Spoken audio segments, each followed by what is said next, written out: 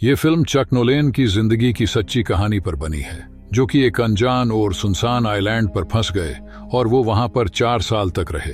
तो चलिए जानते हैं कि वो कैसे उस आइलैंड पर फंसे और 4 साल तक कैसे जिंदा रहे और आखिर में कैसे उस आइलैंड से जिंदा बाहर निकल पाए। ये कहानी है एक फेडेक्स कुरियर कंपनी के एम्प्लॉय चक की है, जो अपने काम में बहुत ही सीरियस होते हैं। चक हर एक कुरियर टाइम पर पहुंचे, इसलिए वो हर एक ब्रांचेस में पहुंचते हैं और वहां के एम्प्लॉयज को मोटिवेट करते हैं और उन्हें टाइम की वैल्यू बताते हैं। चक एक लड़की से प्यार भी करते हैं जिसका नाम केली है और ये दोनों काफी टाइम से रिलेशनशिप में होते हैं और ये शादी करना चाहते हैं, लेकिन चक अपने काम की वजह से काफी बिजी रहते हैं, इसीलिए अभी तक इनकी शादी नहीं हुई है। अब क्रिसमस आने वाला होता है, लेकिन चक को ऑफिस के काम से मलेशिया जाना होता है, तो चक केली से कहता है कि मैं न्यू ईयर पर वापस आ जाऊंगा और जाते हुए चक उसे एक क्रिसमस गिफ्ट भी देता है और केली भी उसे एक गिफ्ट देती है जो कि एक घड़ी होती है और उसमें केली की फोटो भी होती है। इसके बाद चक मलेशिया के लिए निकल जाता है। जब उसका प्लेन पैसिफिक महासागर के ऊपर उड़ रहा होता है, तभी वहां बहुत तेज तूफान आता और उस तूफान में प्लेन क्रैश हो जाता है। ये प्लेन फेडेक्स कंपनी का प्राइवेट प्लेन होता है जिसमें सिर्फ 4 लोग होते हैं और बाकी उसमें पार्सल होते हैं और बाकी सामान होता है। इसमें से 3 लोगों की मौत हो जाती है और सिर्फ अकेले बचता है चक। चक एक एयरबोट पर बैठ जाता है और समुद्र का तूफान उसे बहा कर ले जाता है। चक की जब सुबह आंखें खुलती है तो वो एक टापू पर होता है। टापू पर चारों तरफ देखता है, लेकिन वहां पर कोई भी नहीं होता है। उस टापू पर नारियल के पेड़ होते हैं और पहाड़ होते हैं, लेकिन उसे वहां पर कोई भी इंसान नहीं दिखता। इसके बाद वो रेत पर बड़े बड़े अक्षर में हेल्प लिख देता है, ताकि ऊपर से कोई प्लेन उड़े तो शायद उसकी नजर इस पर पड़ जाए। इसके बाद रात हो जाती है और चक सो जाता है। फिर जब वो सुबह उठता है तो देखता है कि जो उसने रेत पर हेल्प लिखा था वो पानी से मिट चुका होता है। इसके बाद चक बड़े बड़े लकड़ी के टुकड़ों से हेल्प लिखता है, क्योंकि वो जानता है कि उसे ढूंढने के लिए कोई जरूर आएगा। चक के साथ फेडेक्स कंपनी के कुछ पैकेट भी बहकर किनारे आ चुके होते हैं, लेकिन उसमें कुछ भी खाने का सामान नहीं होता। तभी उसे कुछ आहट भी सुनाई देती है, लेकिन जब वो चारों तरफ देखता है तो वहां पर कोई भी नहीं होता है। तभी उसके सामने एक नारियल गिरता है और वो समझ जाता है कि नारियल गिरने की आवाज थी। अब चक को पीने के पानी की जरूरत होती है, क्योंकि वो समंदर का पानी नहीं पी सकता, इसलिए वो बहुत सारे कच्चे नारियल इकट्ठा कर लेता है। लेकिन नारियल को तोड़कर उसका पानी निकलना इतना आसान नहीं होता। आखिर में काफी कोशिशों के बाद एक नारियल में छेद करके पानी निकाल लेता है और वो नारियल से पानी पीना सीख जाता है। आसपास जब वो पानी में खाने के लिए कुछ खोजते खोजते आगे चलता है तो पत्थर उसके पैर में चुभते हैं और उसके पैर से खून भी निकलने लगता है। इसके बाद चक अपनी पैंट को फाड़कर पैरों में बांध लेता है, क्योंकि उसके सामने एक चोटी होती है और वो सोचता है कि वो उसके ऊपर एक बार जरूर जाएगा और पता लगाएगा कि आखिरकार वो है कहां पर। और चक जब उस चोटी पर जाता है तो उसे समंदर में कुछ दिखता है। इसके बाद जब वो उसके पास जाता है तो देखता है कि उसी के प्लेन के एक पायलट की डेड बॉडी होती है, जिसका चक को बहुत दुख होता है और चक उसे दफना देता है। लेकिन दफनाने से पहले उसके जूते और टॉर्च अपने पास रख लेता है, क्योंकि यही 2 चीजें उसके पास होती है जो चक के काम की थी। अब चक को उस टापू पर काफी दिन हो चुके होते हैं और वो वहां धीरे धीरे रहना सीख रहा होता है। रात को जिस पत्ते पर ओस गिरती है वो ओस अपने पीने के लिए नारियल में भरकर रख लेता है और साथ में अपनी भूख मिटाने के लिए मछली मारना भी सीख रहा होता है। इसके बाद एक रात को जैसे समंदर में एक शिप दिखता है, जिसे देखकर चक बहुत खुश हो जाता है और वो जोर जोर से चिल्लाने लगता है, लेकिन उतनी दूर उसकी आवाज नहीं पहुंच पा रही होती है। वो टार्च जलाकर उनको इशारा करने की भी कोशिश करता है, लेकिन टार्च की रोशनी भी उतनी दूर नहीं जा रही होती।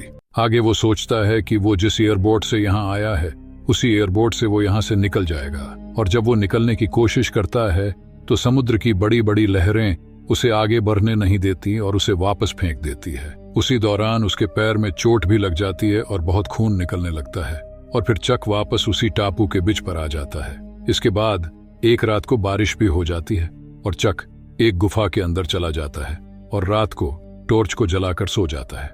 जब सुबह उठता है तो देखता है उसकी टॉर्च की पावर खत्म हो चुकी होती है। अब चक के पास रोशनी के लिए कुछ भी नहीं होता है और उसे ये भी नहीं पता होता है कि आग कैसे जलाते हैं। इसके बाद वो उन बॉक्स के पास जाता है जो तैर के उस किनारे पर आए होते हैं।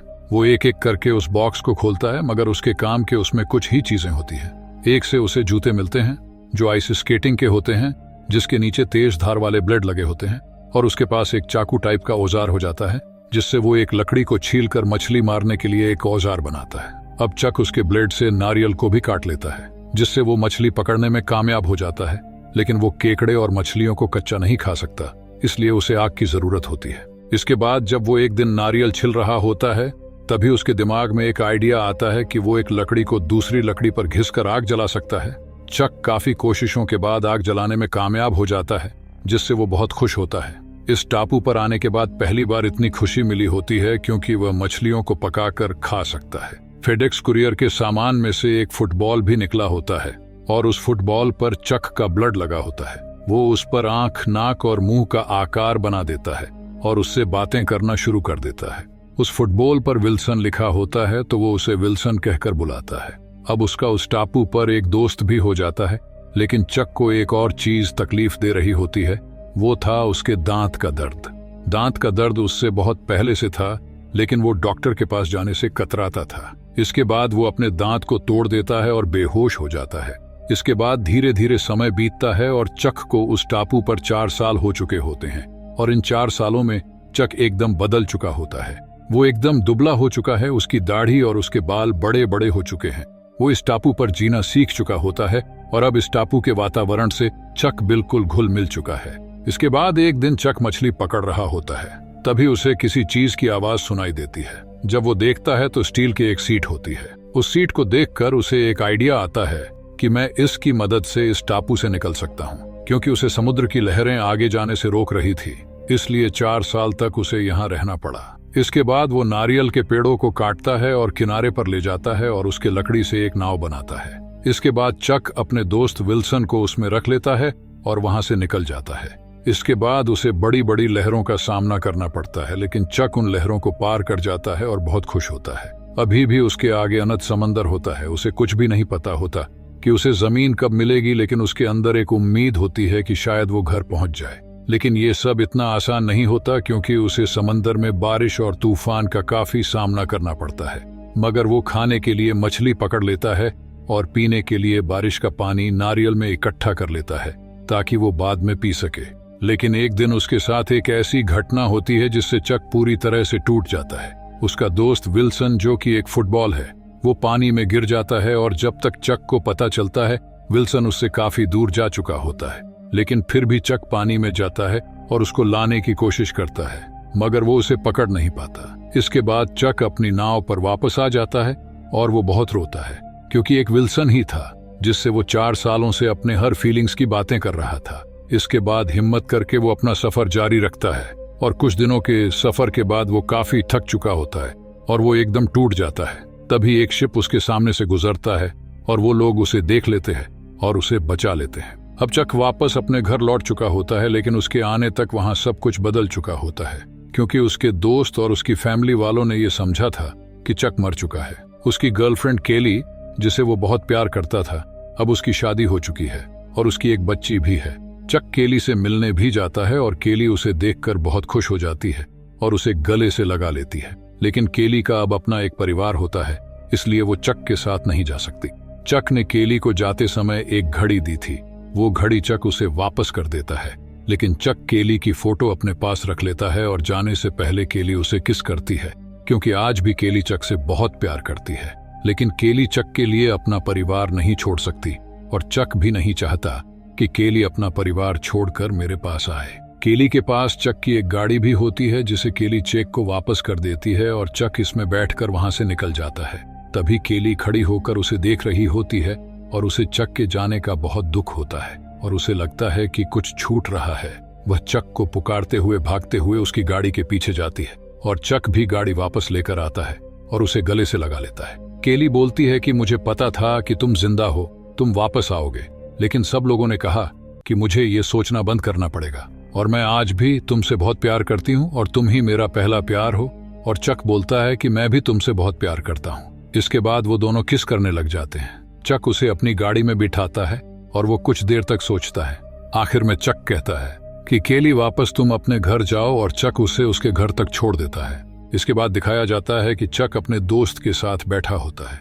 वो उससे कहता है कि शायद मैं उस आइलैंड पे मर जाता या आत्महत्या कर लेता, और मैंने आत्महत्या करने का सोचा भी। मैंने एक रस्सी बनाई और फांसी लगाने की कोशिश भी की, लेकिन मैं नहीं कर पाया। क्योंकि मुझे केली के पास वापस आना था, इसीलिए मैं सांसें लेता रहा और जिंदा रहा। लेकिन आज जब मैं वापस आ गया हूँ तो मैंने केली को खो दिया है और वो बहुत ही इमोशनल हो जाता है। इसके बाद दिखाया जाता है कि चक के पास आज भी एक पार्सल है जो वो उस आइलैंड से बचा कर लाया था। उस आइलैंड पर उसके पास ये लास्ट पैकेज बचा होता है जिसे उसने खोला नहीं था, और वो ये सोचता है कि जब वो घर वापस जाएगा तो इस पैकेज को जरूर डिलीवर करेगा। जब वो इस पैकेज को डिलीवर करने के लिए जाता है तो देखता है कि घर पर कोई नहीं होता है, तो वो उस पैकेज पर एक नोट लिख देता है कि this package save my life, और वो पैकेज दरवाजे पर रख कर चला जाता है। इसके बाद दिखाया जाता है कि वो एक चौराहे पर खड़ा होता है और वो ये सोच रहा होता है कि आखिर वो जाए कहाँ। वो मैप देख रहा होता है, तभी वहां पर एक लड़की आती है और वो लड़की उसे चारों रोड का रास्ता बताती है कि कौन सा रोड कहाँ गया है। फिर वो लड़की वहां से चली जाती है और चक देखता है कि उसकी गाड़ी पर वही विंग्स बने होते हैं जो उस पैकेज पर बने थे, और वो उधर ही जा रही होती है जहां वो पैकेज डिलीवर करके आए होता है। और चक उसकी गाड़ी को देखकर स्माइल करता है। और मूवी की शुरुआत में भी यही घर दिखाया जाता है जिस पर डिक और बेटीना लिखा होता है, मगर जब चक पैकेज डिलीवर करने के लिए गया होता है सिर्फ उस पर बेटीना लिखा होता है, और चक समझ जाता है कि इसने भी अपना पार्टनर खो दिया है और अब ये दोनों ही अकेले हैं। इसके बाद चक पहले चारों रास्तों को देखता है, फिर वो उस तरफ देखता है जिस पर बेटीना गई होती है, और उसकी आंखों में एक उम्मीद होती है, चेहरे पर स्माइल होती है। इसी के साथ इस मूवी का दी एंड हो जाता है।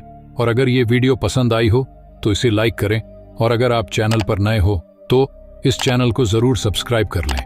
मिलते अगली वीडियो में, तब तक ली बाय।